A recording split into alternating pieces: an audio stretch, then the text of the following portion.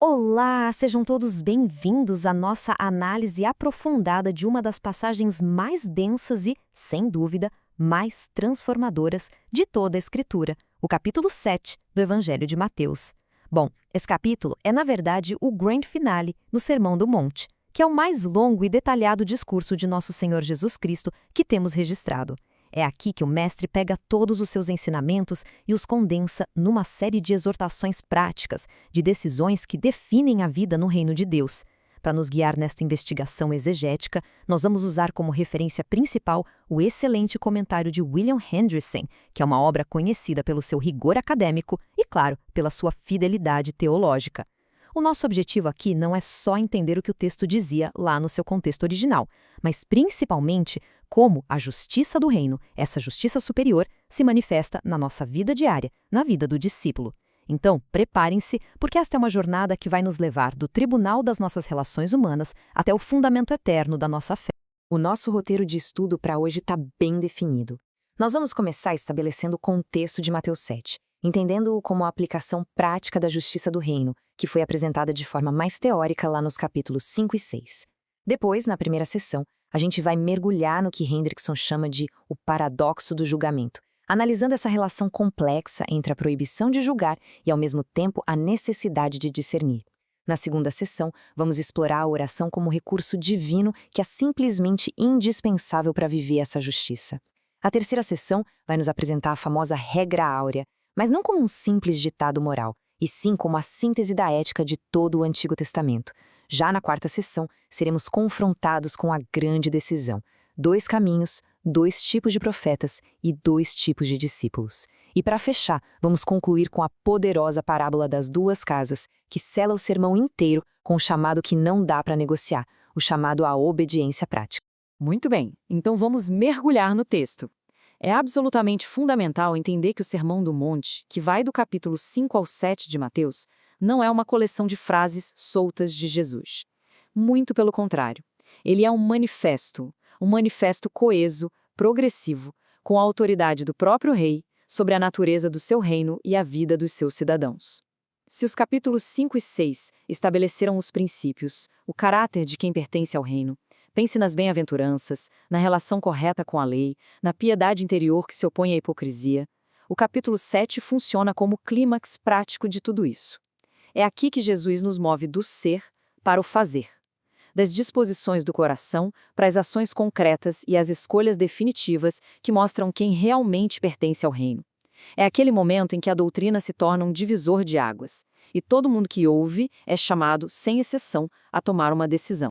E nós iniciamos a nossa análise textual com uma das declarações mais famosas e talvez uma das mais mal interpretadas de Jesus, a questão do julgamento.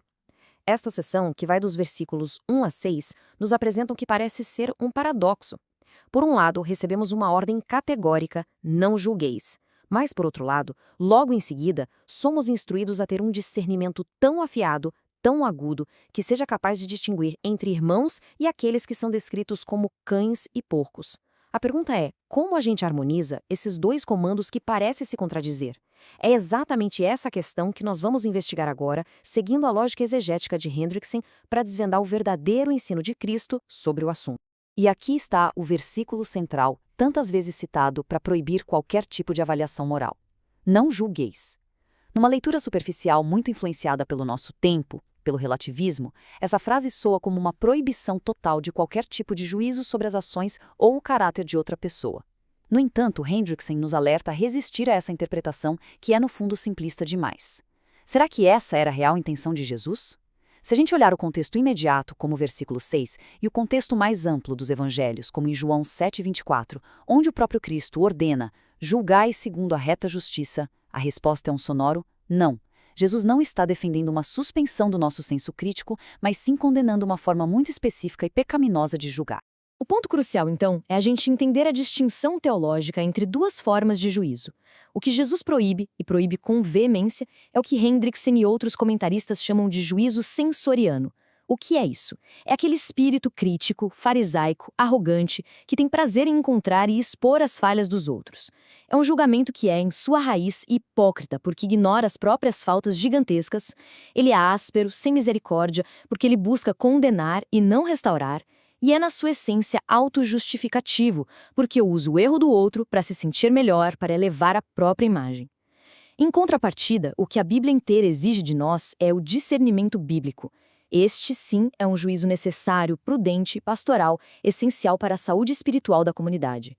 A gente vê isso na disciplina da igreja, como Paulo instrui em 1 Coríntios 5 e no próprio Sermão do Monte, quando mais para frente Jesus nos manda ter cuidado com os falsos profetas, o que, claro, exige um ato de juízo. Portanto, a proibição não é contra o ato de avaliar, mas contra a atitude de condenação arrogante.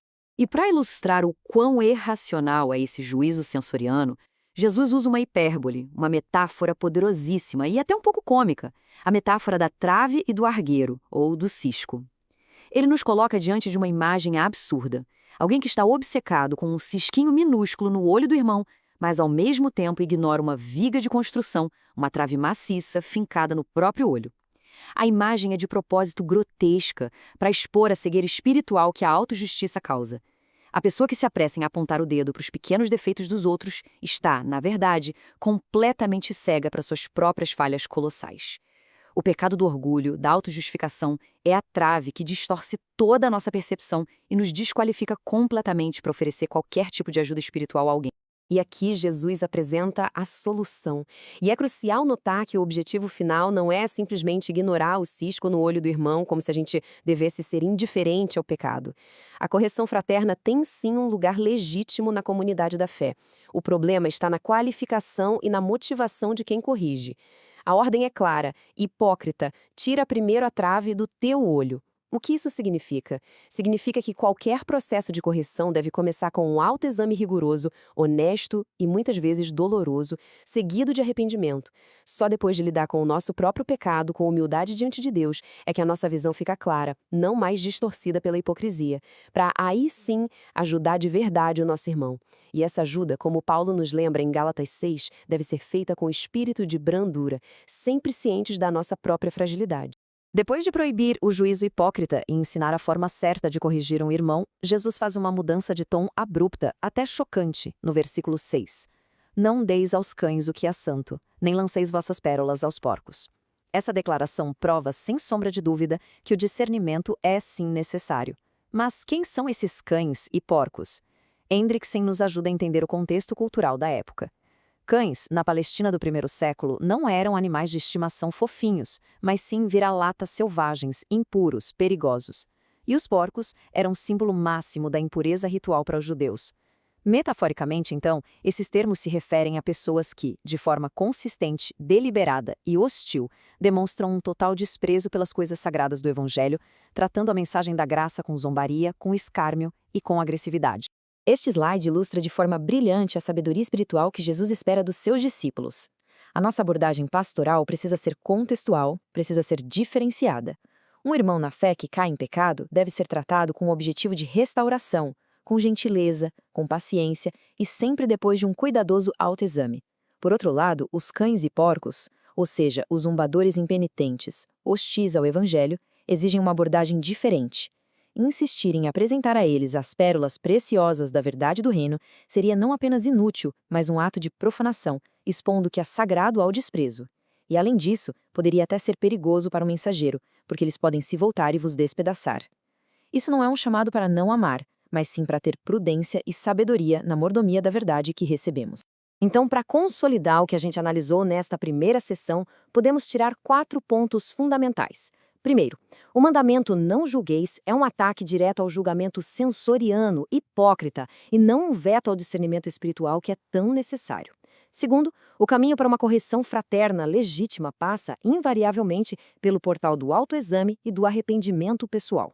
Terceiro, a disciplina mútua na igreja não só é permitida, como é encorajada, desde que seja feita no espírito de mansidão de Cristo. E, finalmente, a sabedoria cristã inclui saber discernir quando a apresentação contínua do Evangelho se torna contraproducente diante de pessoas que o rejeitam com hostilidade deliberada. Agora observe a brilhante transição que Jesus faz. Depois de dar mandamentos tão complexos, tão desafiadores, como distinguir entre juízo sensoriano e discernimento? Como saber a hora e o jeito certo de corrigir? A pergunta que surge na mente de qualquer discípulo sincero é: mas como eu vou conseguir fazer isso? Quem é capaz de viver assim? E é aqui que Hendrickson argumenta de forma muito convincente que a resposta de Jesus vem logo em seguida. Ele nos aponta para o recurso indispensável, a fonte de toda a sabedoria e capacidade espiritual: a oração. Jesus apresenta a prática da oração com 3 verbos no imperativo que formam uma clara escala de intensidade: pedi, buscai e batei. Pedir é o ponto de partida. Implica o reconhecimento humilde da nossa necessidade total, da nossa dependência de Deus. É o oposto do fariseu autossuficiente. Buscai já eleva um nível de comprometimento. Significa que a nossa oração vem junto com uma ação diligente, com esforço. Não só pedimos sabedoria, mas a buscamos ativamente na palavra, no conselho de irmãos, na obediência. E por fim, batei adiciona o elemento da perseverança. É a imagem de alguém que não desiste, que fica na porta com urgência, com insistência, confiando na bondade do rei para abrir. E é interessante notar que no grego original, os verbos estão no presente contínuo. A ideia é: continuem pedindo, continuem buscando, continuem batendo. E junto com a ordem para orar, vem uma promessa inabalável. Jesus repete a mesma tríade de ações, mas agora na forma de uma garantia divina absoluta. Porque todo aquele que pede, recebe. A promessa é universal para os filhos de Deus que se aproximam dele. A correspondência perfeita e garantida. O pedido sincero é atendido, a busca diligente resulta em um achado e a batida persistente leva a uma porta aberta. A certeza dessa promessa não está na força da nossa oração ou no nosso merecimento, mas, como Jesus vai deixar claro, no caráter imutável e perfeitamente bom daquele a quem oramos. Para afirmar a nossa confiança na eficácia da oração, Jesus usa um argumento lógico e emocionalmente poderoso, um argumento do menor para o maior. Ele apela para uma experiência que é universal: a paternidade. Que pai aqui na terra, por mais falho que seja, se o filho pedir pão, vai dar uma pedra, ou se pedir um peixe, vai dar uma serpente? Seria um ato de crueldade que a gente nem consegue imaginar. E aqui está o ponto central do argumento. Jesus afirma que nós, pais terrenos, somos maus, ou seja, temos uma natureza pecaminosa, somos inerentemente falhos.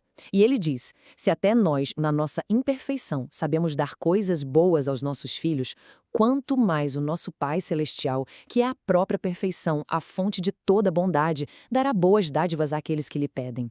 Este é um dos argumentos mais fortes de toda a Bíblia para a gente confiar na bondade de Deus ao responder às nossas orações. A promessa é de boas dádivas, mas o que exatamente são essas dádivas? Seria saúde, prosperidade, sucesso? Bem, embora Deus possa conceder essas coisas, o foco de Jesus aqui é muito mais profundo, é espiritual. E Hendrickson, fazendo uma análise comparativa com a passagem paralela em Lucas 11:13, nos dá a chave para interpretar isso. O Evangelho de Lucas especifica qual é a maior de todas as dádivas.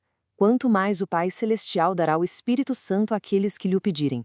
Portanto, as boas dádivas que Mateus menciona englobam de forma suprema o próprio Espírito Santo e todos os seus benefícios: a sabedoria para discernir, a graça para obedecer, o amor para perdoar, a força para perseverar. É a capacitação divina para viver a vida do reino que Jesus acabou de descrever. Resumindo os pontos principais desta segunda sessão sobre a oração, primeiro, ela é apresentada como recurso vital, a fonte de sabedoria para que a gente consiga cumprir os mandamentos desafiadores do reino. Segundo, aprendemos que a oração genuína combina dependência humilde, esforço diligente e perseverança.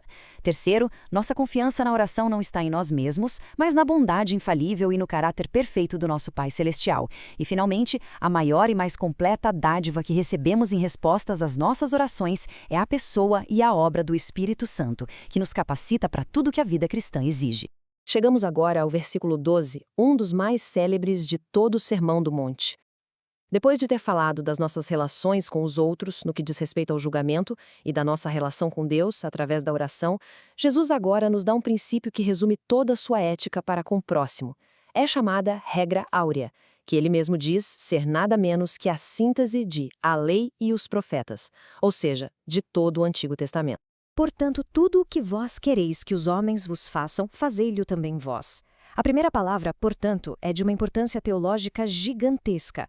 Hendrickson enfatiza que essa conjunção conecta diretamente a regra áurea com o que Jesus acabou de dizer sobre a bondade do Pai. A lógica é a seguinte: visto que vocês têm um Pai tão bom que lhes dá o Espírito Santo e tantas boas dádivas, portanto, como resposta a essa graça, vivam dessa maneira para com os outros. A nossa ação para com o próximo é a consequência, é o transbordar da bondade de Deus que nós recebemos. Só isso já nos mostra que a regra áurea de Cristo é muito mais do que um simples preceito moral humanista. Muitos estudiosos apontam que outras religiões e filósofos como Confúcio e os estoicos formularam versões da regra áurea, geralmente na sua forma negativa: não faças aos outros o que não queres que te façam. Embora a formulação positiva de Jesus seja mais proativa, mais exigente, Hendrickson argumenta que a diferença fundamental não é só a forma, mas a substância teológica, como este quadro mostra. Primeiro, a fonte da capacidade. Para Cristo, só podemos cumprir essa regra pelo poder do Espírito Santo que recebemos em oração. Para outros, é uma questão de esforço humano. Segundo, o fundamento. A regra de Cristo está enraizada no mandamento de amar a Deus acima de tudo. A ética horizontal depende da relação vertical. Em muitas outras visões, ela é puramente humanista. E terceiro, o propósito. O cristão busca praticá-la por gratidão e amor a Deus, de forma altruísta, enquanto outras visões podem reduzi-la a um mero utilitarismo, um cálculo de que ser bom para os outros, no final, é bom para si mesmo.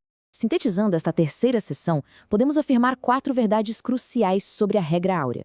Primeiro, ela não é só um conselho ético, mas o resumo prático de toda a revelação do Antigo Testamento sobre como devemos tratar nosso próximo. Segundo, sua aplicação genuína não é um ato de vontade isolado, mas o fruto natural de um relacionamento vivo, vertical com Deus Pai. Terceiro, ela pressupõe e exige uma transformação interior radical que só o Espírito Santo pode operar. E, finalmente, a sua motivação mais pura não é o benefício próprio, mas a resposta de um coração grato pelo amor e pela bondade de Deus. Tendo exposto a natureza da justiça do reino em suas dimensões interpessoal, devocional e ética, Jesus agora leva o sermão para o seu clímax evangelístico. A partir do versículo 13, o tom se torna um apelo urgente, solene. Ele apresenta uma série de contrastes claros que se excluem mutuamente e que forçam cada ouvinte daquela época e de hoje a uma decisão. Não existe território neutro. Diante do ensino do rei, todos precisam escolher um lado, um caminho, um fundamento, um mestre. Esta sessão nos coloca frente a frente com as escolhas inevitáveis da vida e suas consequências eternas. O primeiro contraste é o das duas portas e dos dois caminhos. De um lado, temos a porta larga e o caminho espaçoso.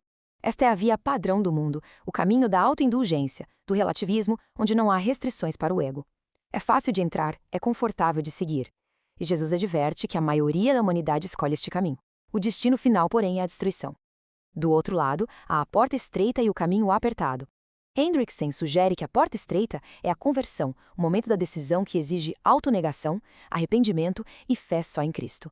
O caminho apertado é a vida de santificação, o discipulado diário que envolve luta contra o pecado, disciplina e obediência. É um caminho difícil, encontrado por poucos, mas o seu destino é a vida eterna. A escolha é apresentada de forma muito clara.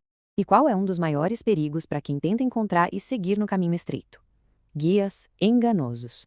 Por isso, Jesus imediatamente adverte: acautelai-vos dos falsos profetas. A imagem que vem à mente é a de peregrinos numa jornada difícil e ao longo do caminho surgem guias que prometem atalhos, que alargam o caminho, que dizem que a porta não é tão estreita assim. Eles são um perigo mortal, porque a função deles é desviar os viajantes do único caminho que leva à vida, empurrando-os para a via larga da destruição. E como esses falsos profetas se apresentam? Jesus nos dá a imagem clássica do lobo em pele de cordeiro. Por fora, eles têm a aparência de ovelhas, falam a linguagem da espiritualidade, parecem gentis, piedosos, preocupados com o rebanho. Podem até usar o nome de Cristo e citar a Bíblia. Contudo, por dentro, a natureza deles é a de um lobo devorador. Suas intenções são egoístas, buscando poder, fama ou dinheiro. Suas doutrinas são maliciosas, distorcendo a verdade. E o efeito final sobre o rebanho é destrutivo, levando as almas à perdição. A grande ameaça está exatamente aí, na discrepância entre a aparência de piedade e a essência de rebelião. Se a aparência pode enganar tanto, como podemos discernir o verdadeiro do falso? Jesus nos dá o critério infalível: pelos seus frutos os conhecereis. Uma árvore não é identificada pelas folhas ou pela casca, mas pelo fruto que ela produz consistentemente. E o que são esses frutos no contexto de um mestre religioso? Hendrickson, com base em toda a Escritura, aponta para um critério duplo. Primeiro, O fruto da doutrina, o que ele ensina. Seu ensino exalta a Cristo como o único Salvador, está em harmonia com toda a palavra de Deus, leva à santidade e à obediência. Segundo, o fruto da vida, como ele vive. Sua conduta, seu caráter, suas prioridades, refletem a justiça do reino que ele diz ensinar? Os dois frutos, a doutrina correta e a vida correta, devem ser examinados com cuidado. Jesus então aprofunda a questão da autenticidade. E agora ele passa do falso profeta para o falso discípulo. O perigo não é só seguir mestres errados, mas ser nós mesmos seguidores que não são autênticos.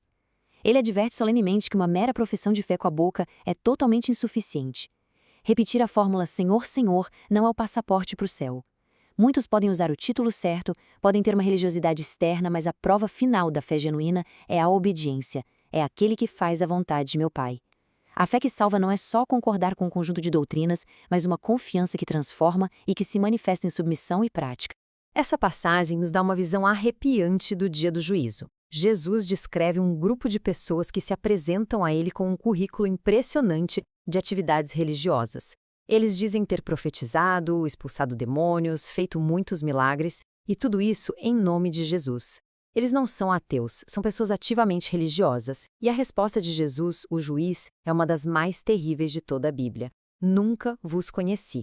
O verbo conhecer aqui, no contexto bíblico, não fala de um conhecimento intelectual, mas de um relacionamento íntimo, de aliança, de amor, de comunhão. Apesar de todas as obras espetaculares, faltava o essencial, um relacionamento salvífico e pessoal com Cristo.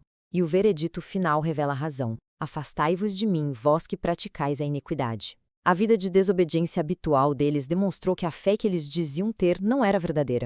Recapitulando os pontos centrais desta sessão, que é crucial. Primeiro, a entrada na vida eterna exige uma decisão consciente pela porta estreita, que é o caminho da autonegação e da submissão a Cristo. Segundo, este caminho estreito está cercado de perigos, especialmente os falsos profetas, que devem ser identificados e rejeitados com base nos seus frutos, tanto doutrinários quanto morais. E terceiro, a autenticidade da nossa fé não é medida por nossas palavras ou mesmo por nossas obras espetaculares, mas pela realidade de um relacionamento com Cristo que se manifesta numa vida de obediência à vontade do Pai. Chegamos agora à conclusão magistral de todo o Sermão do Monte. Jesus sela seus ensinamentos com uma parábola simples na estrutura, mas de um significado profundo, a parábola dos dois construtores. Essa história serve como a ilustração final que contrasta os dois caminhos, as duas confissões e os dois destinos eternos que ele acabou de apresentar. Ela resume toda a mensagem do sermão numa imagem poderosa e inesquecível. A parábola nos apresenta dois homens. Superficialmente, eles são bem parecidos. Ambos são construtores. Afinal, viver é construir uma vida. Ambos ouvem as mesmas palavras de Jesus. Ambos estão expostos ao mesmo ensino. A diferença entre o construtor prudente e o insensato se resume a uma única e decisiva variável, um detalhe que define a eternidade, a obediência. O homem prudente é aquele que ouve estas minhas palavras e as põe em prática. O homem insensato é aquele que ouve estas minhas palavras e não as põe em prática. A distinção não está em ouvir ou em saber, mas em fazer, em praticar. Essa diferença na ação resulta numa diferença radical no fundamento. O construtor prudente cava fundo, tira a terra solta e assenta o alicerce da sua casa sobre a rocha sólida. O construtor insensato, seja por preguiça ou por pressa, constrói direto sobre areia instável. O significado simbólico é claro. A rocha, como Hendrickson e toda a tradição cristã apontam, é o próprio Cristo e o seu ensino. Construir sobre a rocha é fundamentar toda a vida na obediência à sua palavra. A areia, por sua vez, representa todo o resto, a desobediência, a opinião própria, a confiança em si mesmo, as filosofias do mundo. É um fundamento que parece fácil, mas é totalmente enganoso e fadado ao colapso. Um ponto vital desta parábola, que muitas vezes passa despercebido, é que a tempestade vem para todos. A chuva cai, os rios transbordam, os ventos sopram e batem com fúria contra ambas as casas. A tempestade representa as provas da vida, as tribulações, as perseguições, as tentações e, em última instância, o teste supremo do juízo final. Ser um discípulo de Cristo não nos isenta das tempestades. A fé de todos, sem exceção, será provada. A tempestade não faz distinção. Ela apenas revela a qualidade do alicerce que estava escondido. E os resultados finais são radicalmente e eternamente diferentes. A casa construída sobre a rocha, que representa a vida de obediência a Cristo, permanece firme. Ela pode ser abalada, mas não é destruída, porque o seu fundamento é inabalável. A segurança eterna para o discípulo obediente. Em contrapartida, a casa construída sobre a areia, que representa a vida de quem só ouve, mas não pratica, desaba completamente. E Jesus acrescenta uma nota sombria. E foi grande a sua ruína. Não é um dano pequeno que dá para consertar. É uma catástrofe total, irrecuperável, eterna. A parábola termina com essa imagem vívida da segurança do crente verdadeiro e da ruína completa daquele que só professava ser. Mateus conclui o registro do sermão descrevendo a reação da multidão. O texto diz que eles ficaram maravilhados, aturdidos, e por quê? O evangelista nos explica. Porque os ensinava como quem tem autoridade e não como os escribas. Os escribas, os mestres da lei em Israel, baseavam a sua autoridade em citar outros rabinos, numa longa cadeia de tradição humana. A autoridade deles era sempre derivada. A autoridade de Jesus, no entanto, era intrínseca, era primária. Ele não precisava citar fontes, porque ele é a fonte. Ele falava diretamente da parte de Deus, como o próprio Deus. E é essa autoridade divina que dá peso eterno às suas palavras e que garante tanto as promessas para os obedientes, quanto as advertências para os desobedientes. Em resumo, a parábola final do Sermão do Monte nos ensina que toda a vida é uma construção espiritual e que cada um de nós é um construtor. O único fundamento que pode suportar as tempestades da vida e o teste do juízo é a obediência prática à palavra de Cristo, a rocha dos séculos. As provações são inevitáveis e vão revelar a verdadeira natureza da nossa fé. E, finalmente, podemos confiar plenamente nas promessas e advertências de Jesus, porque ele fala com a autoridade inquestionável do próprio Deus. Ao final desta jornada por Mateus 7, vemos como Jesus amarra todas as pontas do seu grande sermão. Ele nos chamou a uma justiça que vai muito além da justiça dos escribas e fariseus. Uma justiça que nasce no coração e se manifesta em como julgamos, como oramos e como tratamos o próximo. E no final, ele nos confronta com a necessidade de uma decisão pessoal e uma obediência real. A mensagem do Sermão do Monte não é para ser meramente admirada pela sua beleza ética, mas para ser vivida em submissão ao Rei que a proclamou. Para quem deseja aprofundar academicamente os temas que nós abordamos aqui, ficam algumas sugestões. Primeiro, vale a pena fazer um estudo comparativo detalhado da parábola dos dois construtores em Mateus com a sua versão em Lucas 6, notando as ênfases diferentes de cada evangelista. Segundo, investigar a relação teológica entre a doutrina da perseverança dos santos e as sérias advertências bíblicas contra a apostasia e os falsos profetas. E terceiro, realizar um estudo temático sobre o que significa fazer a vontade do Pai ao longo de todo o Evangelho de Mateus, observando como esse conceito é desenvolvido e aplicado em diferentes contextos. Concluímos nossa análise não com respostas fáceis, mas com as mesmas perguntas penetrantes que ecoam do chamado de Cristo à autoavaliação. Cabe a cada um de nós se perguntar com honestidade: o nosso julgamento sobre os outros é censoriano e hipócrita, ou ele busca a restauração em amor? A nossa vida de oração reflete a intensidade de pedir, buscar e bater, mostrando uma dependência real de Deus? E a pergunta mais fundamental de todas: sobre qual alicerce, a rocha da obediência a Cristo ou a areia movediça da nossa própria vontade, nós estamos de fato construindo a nossa vida? E, finalmente, os nossos frutos, a nossa doutrina e a nossa conduta, eles confirmam ou contradizem a fé que professamos ter em Cristo? Que a reflexão sobre essas questões, à luz da autoridade da Palavra de Deus, nos leve a uma fé mais autêntica e a uma vida construída firmemente sobre a rocha.